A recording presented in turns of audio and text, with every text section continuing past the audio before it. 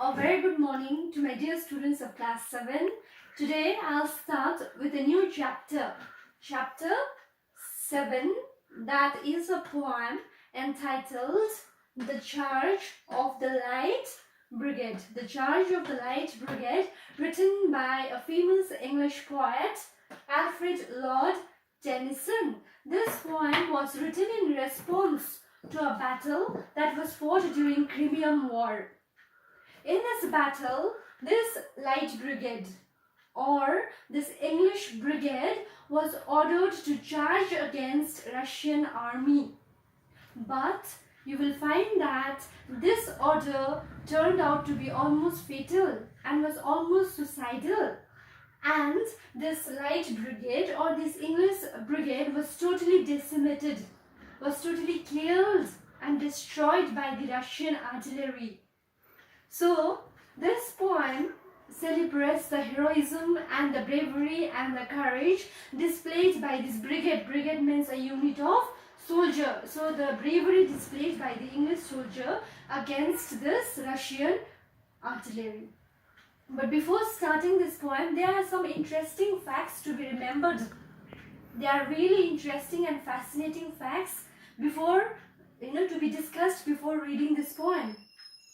First of all, as the poem mentions, the battle was fought between English cavalry and Russian artillery. So in this poem you find that the battle was fought between English cavalry.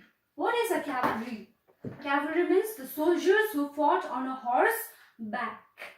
And Russian artillery. Artillery means cannons and another form of war weapons. So children, just imagine one side is using cavalry, that means soldiers who fought on horseback, and the other one is using artillery, the weapons.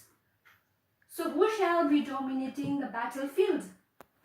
Obviously the one who use artillery, the cannons, guns, bullets and shots. This side will be more powerful as compared to the other one. So obviously this Russian artillery will be more powerful and will be suppressing the English cavalry.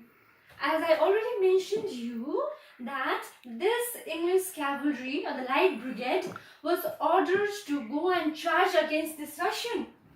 But who gave them such order that proved almost suicidal, that proved fatal? They knew that they would certainly die, but still they followed the order. So why did they follow this order despite knowing the fact that they would be certainly killed? And who gave them the order to strike against the Russian? This is a very interesting thing to know. And the third one, despite this English light brigade, English cavalry knowing the fact that they would be killed, how did they respond in the battlefield? So these are the very interesting questions, the answers of which we will read right in this very amazing and fascinating poem, The Charge of the Light Brigade. So children, as I start reading the stanza, I implore you all to keep your books open and read along with me the given stanzas and try to understand. So without any further delay, let me read the full stanza for you all. The Charge of the Light Brigade, written by Alfred Lord Tennyson.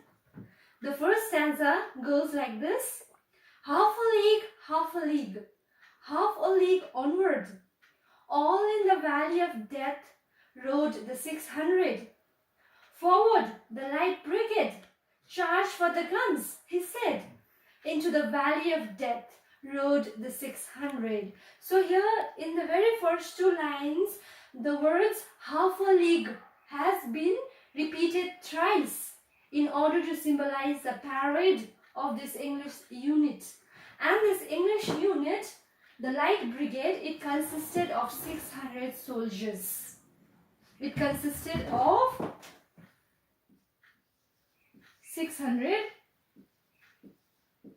soldiers. So this line, these words half a league has been repeated thrice in order to symbolize the parade of this English brigade or the Light Brigade, which consisted of 600 soldiers, and they were ordered to ride all in the valley of death. See, half a league, half a league. League means 3 miles, so half a league means 1.5 miles. So here this English cavalry or the Light Brigade was ordered to ride 1.5 miles ahead or further to strike or to charge against the Russians. All in the valley of death. See, they had to ride in the valley of death. Why death? Because these soldiers, they were very certain that they would be one way or the other killed by the Russian artillery. Forward, the Light Brigade. The Light Brigade was ordered to move forward, move ahead in the valley, moving 1.5 miles ahead into the valley of death. Charge for the guns, he said. The commander here gives the order to take the charge of the guns and the horses and move forward into the valley of death to fight against the Russians. Rode the 600. So 600 soldiers, they were ready to strike against those gunners, Russian gunners, with their cavalry. Then what happens next when they start riding towards the death of valley? As I already mentioned, why death? Because they were certain that they would die. Let me read the second stanza.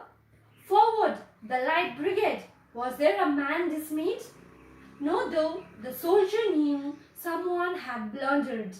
There's not to make reply, there's not to reason why, there's but to do and die. Into the valley of death rode the 600. See, this stanza is very, very interesting. This is very, very important. Here, the commander of this Light Brigade, he gives the order to move forward. And he asks if any of the soldiers felt, was afraid, or if any of the soldier was disheartened. But not though the soldier knew someone had blundered. The soldiers did not answer anything, although they knew that the order was a mistake. The order given by the commander was a mistake and it was a blunder on his part.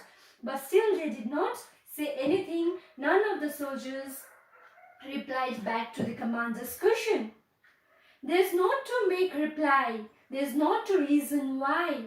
There's but to do and die. So here you'll find that this English cavalrymen, they were trained and disciplined in such a way that they did not question anyone.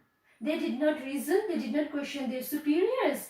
Their only duty, they were determined to fulfill was to march ahead, whether it meant death to them. So they were very much sincere and dedicated to the orders given by the commander. No matter they might lose their lives in course of time, but still without questioning and reasoning, they started to move forward to strike against the Russian artillery.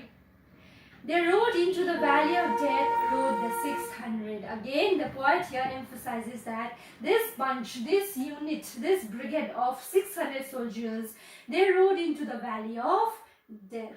They knew that someone had blundered. They knew that the order was a mistake, but still they were so much devoted, they were so much courageous and brave that they, without questioning anyone, started marching ahead in order to charge against the Russian artillery. So what happens next? Let me read the third stanza for you all. Yes. Cannon to right of them, cannon to left of them, cannon in front of them, volleyed and thundered, stormed at with shot and shell. Boldly they rode and well, into the jaws of death, into the mouth of hell, rode the 600. This is beautifully written by Alfred Lord Tennyson. This stanza describes the scene where this Light Brigade was being surrounded entirely by cannons. The bullets, the gunshots, right in the right in the left and in the front. That means there was a huge wall of cannons that surrounded the English cavalrymen, this English brigade. volleyed and thundered when there was a firing from these cannons. The entire area sounded as if there was an immense thunder. There was thundering of cannons and bullets and firing. Stormed with shots. See, they were almost stormed with gunshots and bullet shells and artillery shells. But they rode and well, but still they were so much courageous that they kept on riding ahead. Into the jaws of death, into the mouth of hell, rode the 600 soldiers. So these lines have been repeated again and again in order to emphasize that this light brigade, English cavalrymen, they were very much brave who tried to fight on the horseback with the Russian artillery, although they do not know what may happen to their lives, although they are pretty certain that they might lose their lives, but still they are moving forward with this very aim to crush the enemies, no matter how much stronger the enemies might turn out to be. But still they are following the command and moving ahead. So children, this is basically a pretty long poem having almost 6-7 stanzas. So in this particular video, I would like to stop over here, and I request you all to go through this video once and read those stanzas that we have discussed today at least once and try to understand and comprehend. So the next remaining stanzas we will be discussing in the other class. Till then, be reading the poem. Thank you very much.